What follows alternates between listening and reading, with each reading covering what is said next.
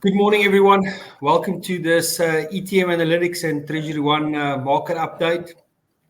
With us, like always, is our Head of Research at ETM, George Glynos.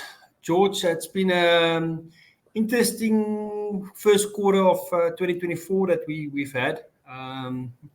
And you're going to dive into it more. I see the headline is rate cuts no more. And definitely we've seen that from 15 Jan until where we are today, 12 April, and that's 3 months space, the market's priced the Fed from going to cut 7 times 25 basis points for the year to between 1 and 2. So quite interesting. The data is quite interesting. Obviously, it has a spillover effect, and we've seen the dollar and treasury yields quite rally, quite strong. Yen, euro, under pressure across the board, especially yen. But yeah, I'm not going to talk too much more. I'm going to hand over to you to do your presentation and take us through what's happening out there. Yeah, thank you, Wichard. And yeah, it has been a quarter of significant shifts, not shifts that I think any of us had anticipated.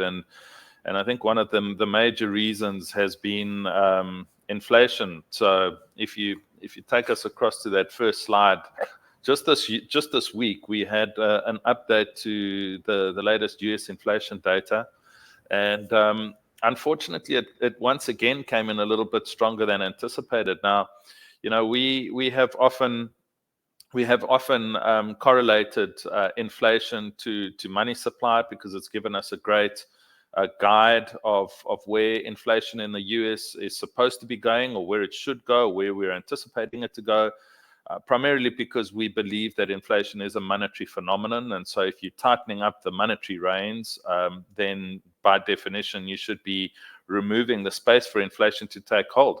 Now, if you have a look at this particular chart, you'll see M2 money supply, the blue line, has been contracting. So it's been below zero for some time now, the better part of a year, and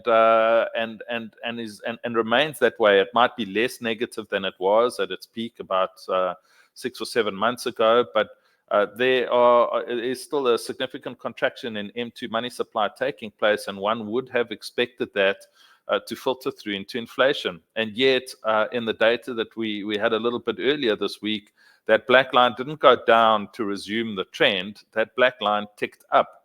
And that's what spooked the markets. So if we shift across to the next slide, you'll see very clearly the way that interest rate expectations in the US have shifted dramatically. So at the start of the year, when you had a look out at the latter dates and into 2025, you would have seen that they were pricing in a Fed funds rate of around 3%, currently at about 5.25%, 5.5%. So they were pricing in at least 200 basis points worth of cuts. Well, that isn't the case anymore. That certainly isn't the case anymore. And in fact, in just the space of this first quarter, we've had an adjustment of approximately 100 basis points across the entire curve. So they've wiped out at least 4 25 basis point rate cuts. And now it seems that we are going to have to be quite patient in anticipating rate cuts from the US. And that naturally has knock-on implications into South Africa, for the simple reason that the South African Reserve Bank is going to take its lead from the US central bank. And the reason why it does that is because if South Africa starts cutting interest rates too quickly, what it will do is open up the opportunity for speculators to speculate negatively against the rand. It becomes less expensive to do so. And as they do so, well, of course, it injects volatility into the currency, which is the last thing that the South African Reserve Bank wants, because that volatility has a direct impact on inflation down the line.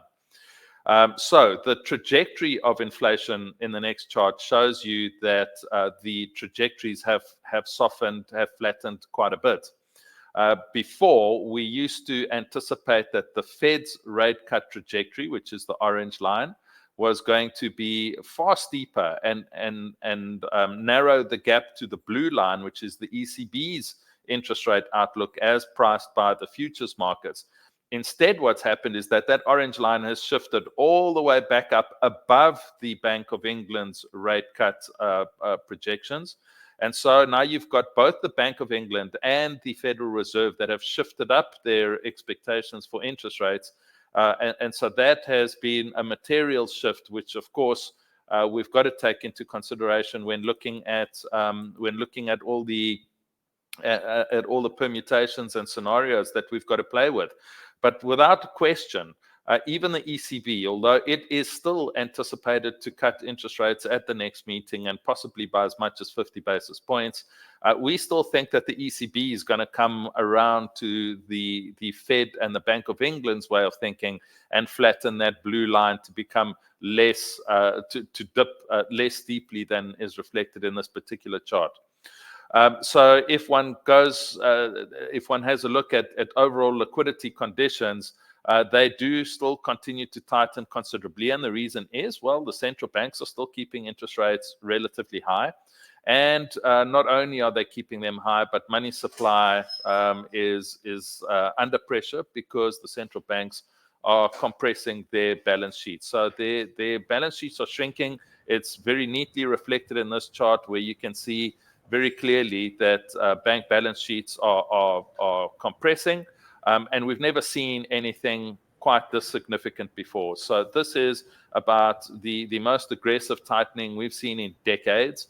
And it hasn't just been about interest rates. It's also been about the central banks selling some of their bonds back into the market, keeping interest rates elevated, constraining general economic activity across the economy.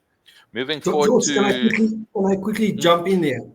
So while you're talking about liquidity conditions that the central banks are draining, we've seen in the US that the government has been spending truckloads of money, and the financial conditions is actually quite loose. Although the Fed is tightening, the government is spending a lot of money, especially in the manufacturing sector.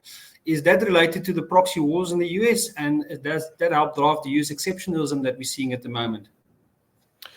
Yes, so that is a factor that is coming into play. If you shift actually forward to the next chart, so we'll show you more directly of what we're referring to. So in the US, if you have a look at that balance sheet, you can see it's dropped from around 9 trillion down to approximately 7.3, 7.4 trillion. So they've drained about 1.6 trillion out of the economy.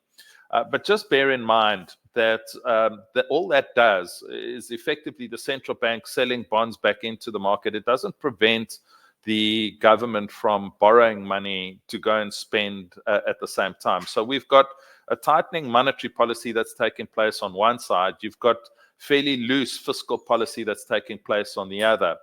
The combination of that is actually a little bit dangerous for America for the simple reason that both instances, the central bank tightening its liquidity conditions through draining liquidity out of the economy, as well as raising interest rates, combined with a government that is issuing very aggressively in order to fund things like the proxy wars that you were referring to in Ukraine and Israel, which both seem to be continuing. The momentum behind both of those is ongoing. The combination of both of those means that there's a tremendous amount of supply of US government bonds, and in supplying a lot more than there is demand for such bonds, it means that the price of those bonds drops. The net effect of that is that interest rates in America across the board start to rise, and that obviously impacts their business cycle fairly significantly. So you can have a situation where a government can be very expansive in its policy, and a central bank is needing to tighten up on its side to try and offset the effects of that. The combination, of course, down the line means that you are detracting from the dynamism of that economy, and things will eventually slow down. But this US exceptionalism that you're talking about right now is being propped up by fiscal policy. That cannot continue at this pace indefinitely. And at some point in time, the chickens will come home to roost. It's just a question of when rather than if. But for the time being, it seems like there's still enough momentum in this US economy to be able to extend that for several more months. Although I don't have that chart with me today, I can tell you that there is a particular set of data that we focus on, which we've titled excess savings. So it's the savings that got accumulated through the pandemic that are still being drawn down. It created an enormous buffer. Again, that was fiscal policy at play that physically injected money into household bank balances. And so in doing, created a buffer into which many of these households and businesses are tapping into to help them through cost of living crises and tighter monetary policy. But we have shifted from a balance of about 2 trillion at some point at the beginning of last year to a figure of approximately 800 billion now. So that buffer is being unwound and being unwound quite quickly. We estimate that before the end of this year, that buffer will be gone altogether. Now you'll be done with the buffer. In the event that Trump comes into power, he has openly stated that he wants to try and end these wars as quickly as possible. So there, your proxy wars and the demand related to that disappear as well. And if one continues to drain liquidity at the pace that the Fed is doing at the moment, which is approximately $95 billion per month, plus the higher interest rates, you can see that there is indeed a strong argument for still anticipating the US to eventually turn the corner and start slowing, which then precipitates a change in the whole direction of things. But perhaps giving a better picture of that is if you shift to the next chart, Wichard, we talk about that liquidity being a bit of a tidal movement. In other words, tide comes in when liquidity comes in and helps all asset prices up. When that tide comes back out again, it tightens that liquidity environment and prices come under more pressure. Well, it's very clear that red line is heading lower. It's very clear that liquidity drainage from the central bank is real and is materializing. And although we don't have the data for March and April, I can assure you that they haven't bumped back up again. If anything, they've shifted further down.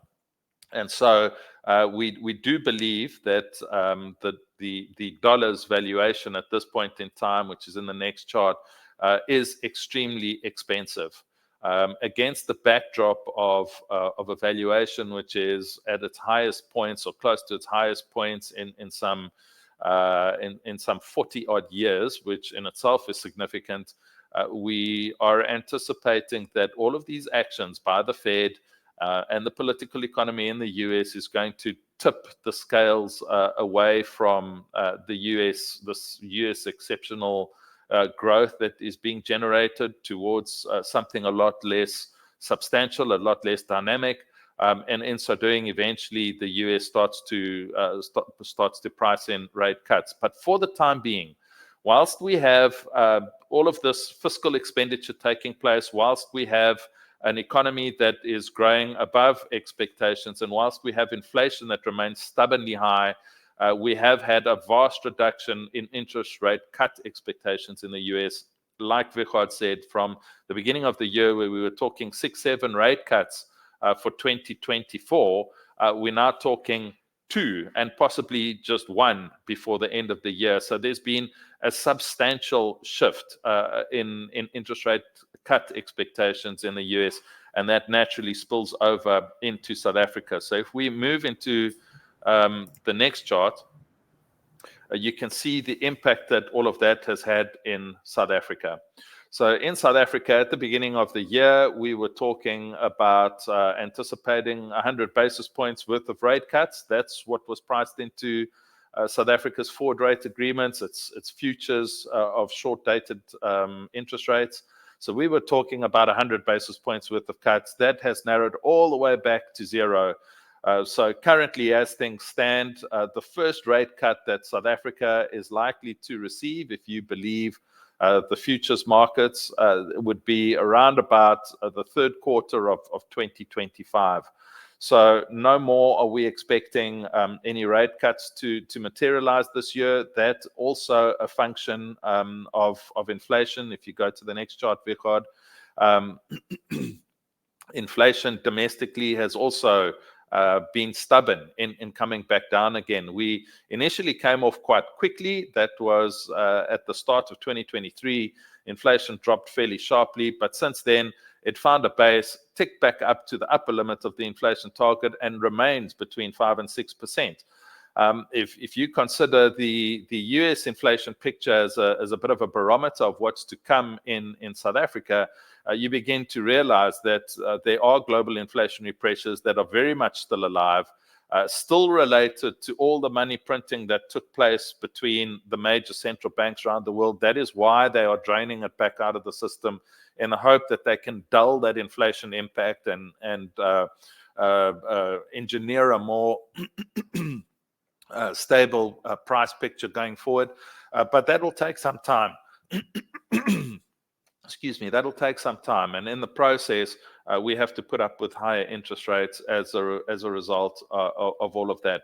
But it hasn't just been inflation that has been behind the rate cuts that have been backed out of the markets, that have been unwound out of the markets. Wichard, on the next chart, we try and gain some perspective on the impact of these upcoming elections. And so what we did is we focused on the options market, which by its very nature is quite forward-looking. And we looked at the 1-month volatility, which is a key pricing metric for options, and we compared that to the 2-month volatility. And the reason why we did that is because the 1 month captures a timeline before the elections, and the 2-month captures the election outcome post the end of May. And you see this huge deviation. So if you focus quite specifically on the gray line versus the blue line, you'll see how the blue line has ramped up higher to price in volatility of around about the 16% mark versus the near term, which is closer to the reality that we are facing right now, which is roughly 11% worth of volatility. So there's a fairly significant concern in the markets that these elections are going to produce an unsavory outcome. And so many of the professionals in the fund management industry are looking to try and protect their portfolios against a bad election outcome. And they've done so by taking out options to hedge themselves against that. The more options that they choose to take out, the greater the demand for those options, the more those options need to be priced accordingly. And so that is what you're effectively seeing between the gray and the blue lines. So that gives you a sense of just how much bad news is priced into the rand. We think that it may be a little overblown. So we've had some discussions with political analysts recently. And increasingly, what it seems like is that the market has priced itself for a whole bunch of bad news, but that the most likely outcome is something a lot more centrist than what the investors have priced in or what they're hedging against. So what I mean by that is that it looks like the probabilities are shifting more in favor of a coalition between the ANC that's still likely to get the most amount of votes, together with the DA and possibly the IFP. If they do that, they would capture more than 66% of the vote. As a coalition, that would make them a fairly strong coalition. Although, if we have a look at political developments in Gauteng, for example, where some coalitions were attempted, it was fraught with difficulties. Although at this stage, I think that still remains a far less damaging outcome than the ANC teaming up with an EFF or an MK, which is, I think, where the biggest risk lies. We, from what we've understood from the political analysts that we've spoken to, that is a lower risk scenario because the ANC doesn't want to get into bed with such disruptive bedfellows. The EFF, for example, in the way that it's behaved in Parliament, is absolutely not the kind of coalition partner you want.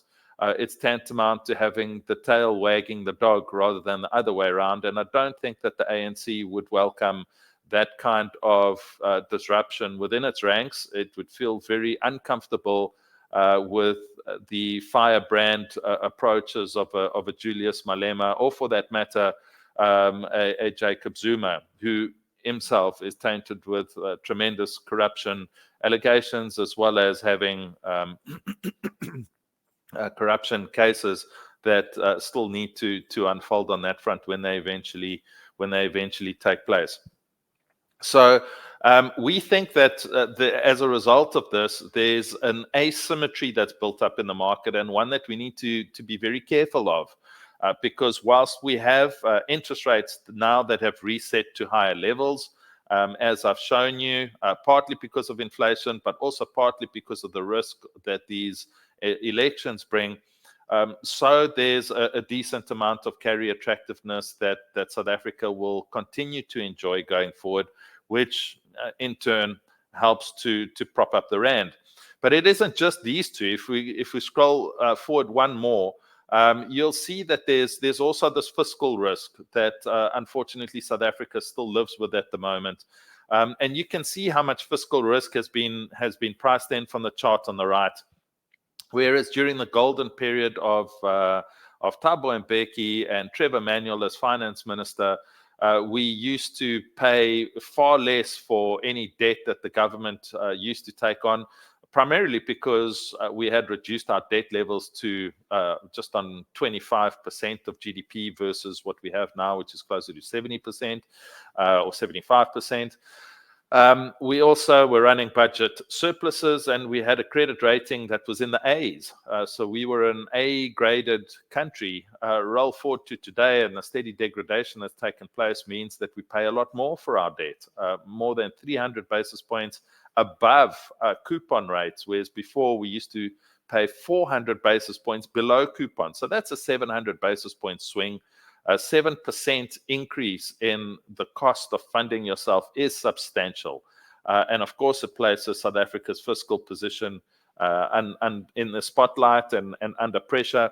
And it's the reason why interest rates are likely to remain higher for longer. So 3 big reasons there why South African interest rates are not going to come down in a hurry.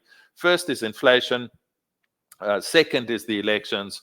Third is South Africa's fiscal picture, which ultimately means that the repo outlook for now is a stable one. The next chart will show that we're flatlining at the moment. That flat line is likely to extend a little bit further before it comes down. And we're only really anticipating a much more shallow rate cut cycle to materialize closer to 2026. Unless there's some global calamity that unfolds and we start staring at the reality of a global recession, the likes of which we haven't seen since the global financial crisis of 2008 or 9. Unless we get that sort of an outcome, I think the rate cut cycle is going to be a far more benign one, where central banks are going to have to, and especially the South African Reserve Bank is going to be forced to live with higher interest rates, or the South African economy is going to be forced to live with higher interest rates as generated by the SARB because of those factors. Now, can that reverse? Of course it can, but it's going to take time. In the interim, I think we need to get used to the idea that we are going to live with higher interest rates for a while, which does mean, if you scroll forward, Wichard, that the growth projections in South Africa are going to be subdued. If I have a look at our leading indicator that we produce, it shows us that we're in adverse conditions or highly adverse conditions. That may be alleviated going forward, and I've got a couple of slides to give us a sense of why.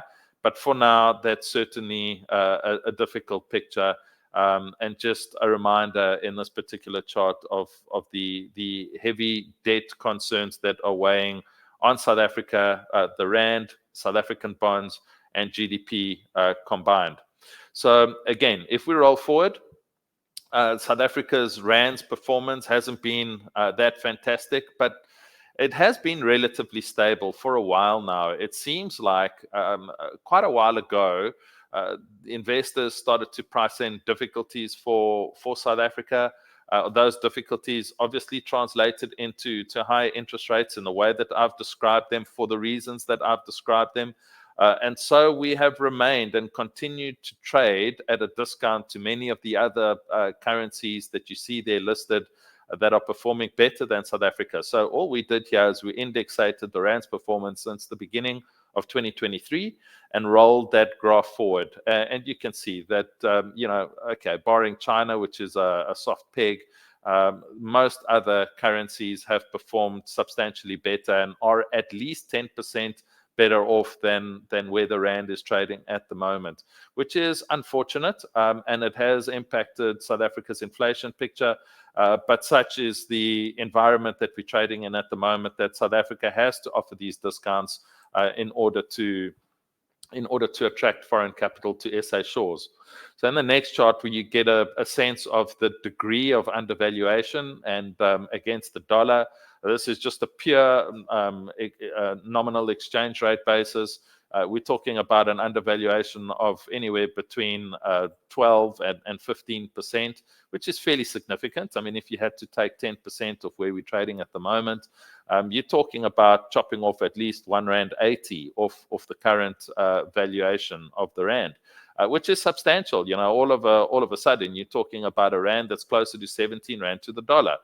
On a real effective basis, that's the chart on the right. In other words, the rand against the basket of currencies, you're talking about the rand being undervalued by approximately 5%, which is again, a fairly hefty discount. And you'll see that by comparison to previous troughs back in 2015, 16, and again during 2019, 20, where the rand sold off fairly aggressively, it wasn't able to sustain those levels historically because a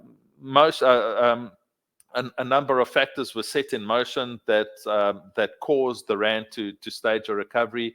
This time around, that hasn't happened. We have traded at a discount and remained at that discount going forward.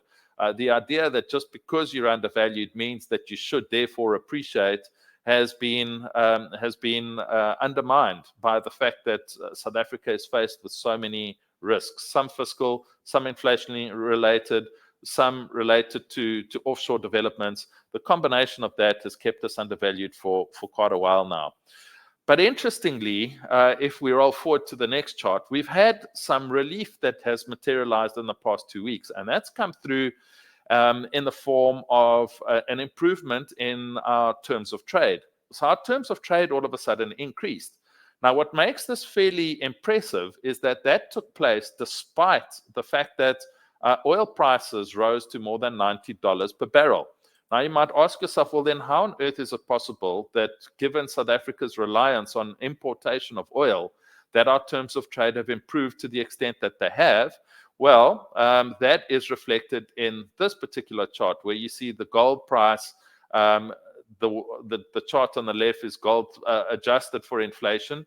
It's still looking very, very strong. But if you unadjust it for inflation, so you just look at the gold price in its current form, that's the black line on the right-hand chart. You see that it has surged to fresh record levels, which is amazing for South Africa. That's really good news. If you're wondering if that's the gold price, no, that's not the gold price. We indexated this chart to the beginning of 2015. 100 is the index level at the start of 2015. And we've done that so that we can just zoom in on the relative performance of gold relative to other commodity prices.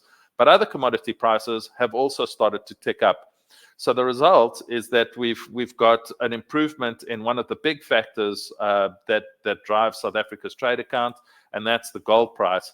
If we have a look at the PGM prices, we've also seen some improvement on that front. So if you have a look at the chart on the right, platinum prices, although it's not particularly evident because of the scale and the axis, that black line has ticked up quite strongly and is now risen back up to levels last seen at the beginning of, or rather the end of 2023. So that's offered a bit of relief because South Africa is one of the biggest platinum producers in the world at the moment. And so naturally that also has assisted in South Africa's terms of trade. And if you want to know what's been driving this, well, there's been some interesting developments of late, and that's related to the improved demand for both platinum and gold. Gold on the right-hand side has been driven by central bank purchases of gold, and I'm going to get to that in a second, because that's an important macro geopolitical development that's unfolding. But if you have a look at the chart on the left, we've seen some improvement in PGM prices and platinum in particular, or demand for platinum. And that's quite interesting, because we're in a world, right, where we're supposed to be shifting to green technology and electric vehicles. But interestingly, there's been some developments in the electric vehicle front, which have now started to play back in platinum's favor. One of them is that electric vehicles are proving too expensive for many households in this liquidity-constrained environment. Households facing a cost of living crisis are having to trim their costs and buy cheaper goods rather than more expensive electric vehicles. Then there's other issues with charging times, the fact that these electric vehicles aren't necessarily as green as people think they are, because the electricity is still being generated to charge them, is still being generated in many cases by fossil fuels. And so for a whole range, for a whole host of reasons, many of the major car manufacturers are now starting to roll back on the production of electric vehicles and starting to rather think along the lines of hybrids, which are still going to use catalytic converters, in which case you have an improvement for PGMs and platinum group metals, which is really great news for South Africa. George, can I just quickly jump in here? So there was an interesting stat that I read last week is, so one of the only vehicle manufacturers out there that hasn't shifted really to electric vehicles is Toyota. So at the moment, for every 100 vehicles that are sold worldwide, 50 of them are Toyota. And that's just because of their policy that they had. They're only doing hybrids. They don't go into electric vehicles. And they're eating market share tremendously because they didn't shift to electric vehicles. It was quite interesting, just as a side note. So they only followed EVs, like you mentioned, and they didn't go into the electric market. Fascinating. Thanks for that, Wichard. I didn't know that, and that would be a really useful anecdotal piece of evidence that shows, I guess, why the market for platinum isn't dead, and in fact could improve through the course of the next year or two if this trend becomes a little more entrenched. On the right-hand chart, getting back to gold and the demand for gold, there have been some very interesting developments that have unfolded over the past year. Some of them relate to big geopolitical forces at play. Probably the most notable has been the fact that BRICS has now become BRICS Plus. There are a lot of countries around the world that do not enjoy the idea that the US yields so much financial power over the global economy by virtue of the fact that it has the exorbitant privilege of having the dollar as its currency. The dollar being a reserve currency means that its monetary policy can impact global credit cycles fairly significantly, but even more than that, it means that the US can do and has the ability to do and influence their economic outcome in a way that many other countries around the world simply can't, and are forced to just tolerate what the US does. So there's been a shift away from constantly supporting the dollar. And as there's been this shift, so what you've found is that countries like China, for example, have started reducing their reserves holdings of US treasuries relative to the size of their GDP and money supply fairly significantly. So they are no longer active buyers of US treasuries to support the US and the dollar.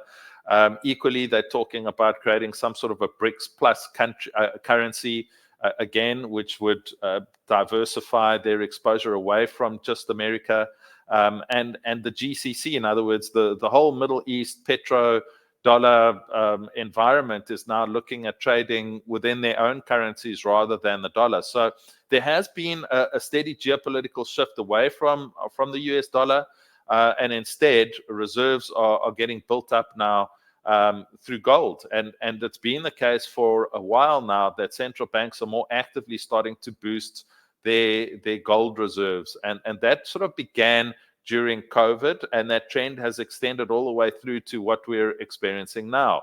And if that continues, well, that's great news for a country that produces gold like South Africa. Even though we're not the world's biggest gold producers anymore, we still do have a lot of gold under the ground. We've got huge reserves under the ground. It's just too expensive to get them at the moment. However, should the price continue doing what it's doing, and in another world, perhaps rise to levels of $3,000 per ounce and more, maybe it becomes a good business proposition to look at more expensive ways of extracting that gold out of the ground, in which case South Africa obviously gains from that reality. So watch the space. There's some very interesting developments that are taking place both at a platinum and a gold level, and it couldn't have come at a better time for South Africa. We need all the help that we can get, and if these prices are starting to find a bottom and looking at improving once more, then all of a sudden we're looking at an improved scenario for South Africa.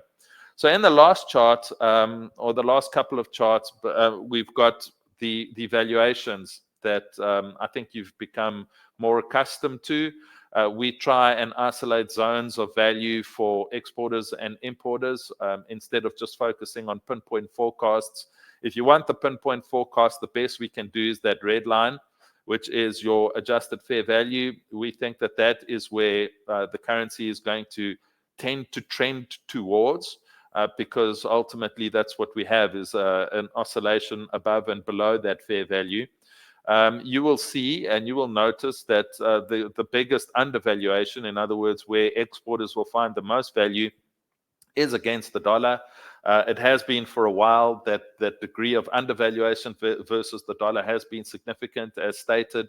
We think that's approximately anywhere between 12 and 15%. So here you see that adjusted fair value, if you had to draw a line across, currently stands at around 17, between 17 and 17.5 to the dollar. So that's about right. We think that's fair with the different methodology that you saw a little bit earlier in this pack. Insofar as the euro is concerned, it is also favoring exporters, but not quite to the same degree as we see in the dollar. But again, we think that fair value there lies closer to around about the 18 euros to, or 18 rand to the euro level, 18.5 to or so. So there is room for improvement there. And against the pound, a similar sort of picture, fair value sitting closer to 22 than to 24 rand to the pound. So, where does that leave us? Well, unfortunately, a lot rests with what happens in the elections, in the upcoming elections.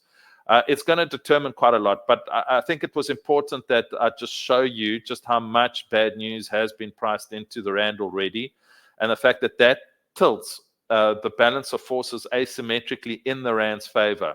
So in other words, if we get a neutral outcome, if we get, in other words, a coalition which is more centrist in nature and removes much of the risk of catastrophe of a ANC and EFF coalition or an ANC and MK coalition, then all of a sudden you have a far better picture for South Africa, or a calmer picture, shall we say, and you're likely to see a big chunk of risk priced back out of that market. If you had to ask me for numbers, I would say that could amount to as much as 40 to 50 cents on the dollar, which is not insignificant. I think that could easily unwind out of this. So that places us closer to 18 rand to the dollar than where we're trading at the moment in the 1870s. So that's George. But 40, 50 cents is we see that somewhere in a day. We saw that on Wednesday after inflation, 1844 to 1880. That's almost 40 cents. Yeah. And like you mentioned, the market is nervous because that headline. Obviously, you also saw that poll that came out done by I can't remember the research company now. But showing the ANC at 37%, the market's very nervous, and the rand just jumped 15 cents in no time until people realize it's only 1,800 people, and there's statistical errors there, and the demographic and all of that's not there. So I think the market is nervous about elections. Sorry to interrupt you there. No. I think they're right to be nervous, but I think it's overplayed. You're right, 40, 50 cents perhaps isn't a lot in the broader scheme of things, but then just remember that South Africa's problems aren't just about the elections. It's about fiscal. Yeah. It's about inflation.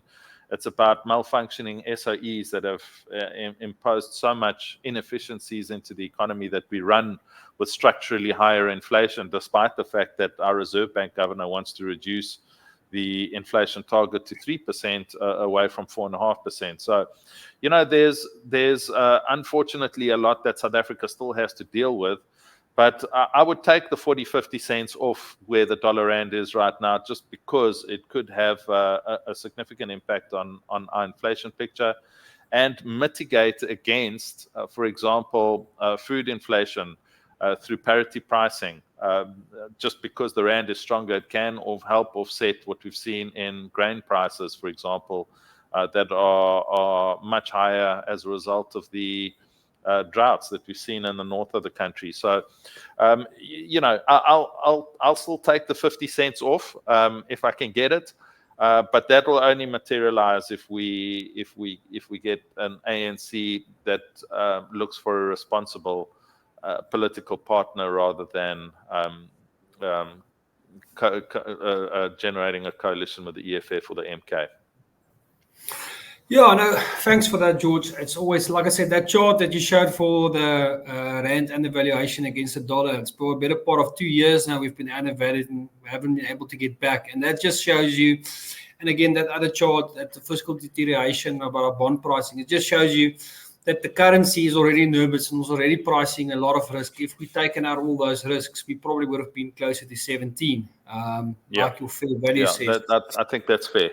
Yeah, I think that's fair. So, we've been advocating for the rand to be trading in the 1820 to 1920 range for the better part of 6 months now, and we're still happy to be in that range. Anything closer below 1850 in the short term is a buying opportunity. Above 19 for the exporters it's a selling opportunity until the interest rate cuts starts to come through or the picture changes. Do you agree with that, George?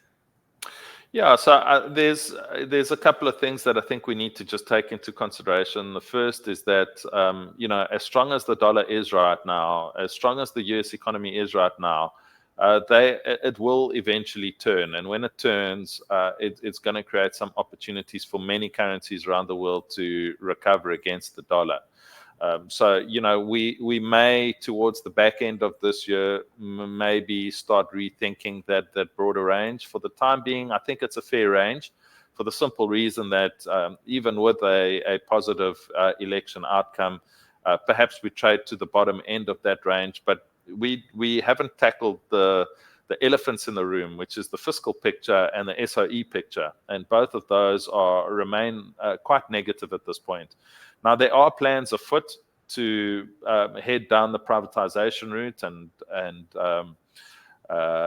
diversify our reliance on Eskom and Transnet into the private sector, so allowing the private sector to play a far bigger role. I think those will be very constructive, positive steps forward, but the effects of that will be felt in the years to come. They're not going to be felt immediately. So for the time being, I still think that it's justified that South Africa trades at a discount for all the reasons that we've spoken about. And so we need to guard against believing that the rand can go too strong whilst we've got all these risks that lurk in the background. That might change, but it will change gradually. And it'll give us more than enough time to be able to reset our ranges and reapply, your thinking to that new range should some good news come our way. Thanks for your time again, George. Like I said, the terms of trade that you mentioned, there is also something that we need to watch. If palladium all of a sudden goes from $1,000 to back to $2,000, it will have a significant impact. And if coal prices shoots the light out again, all those commodity prices will create this volatility. So But thanks for your insights. We value it. Thanks to everybody listening. We will keep you updated. And if you've got any research that you need or any management of your risk that you need to do, you know to contact either us and we can get you in touch with ETM and two of ourselves. Otherwise, enjoy the rest of the week. Cheers, George. Thank you, Wichard. Thanks, everybody.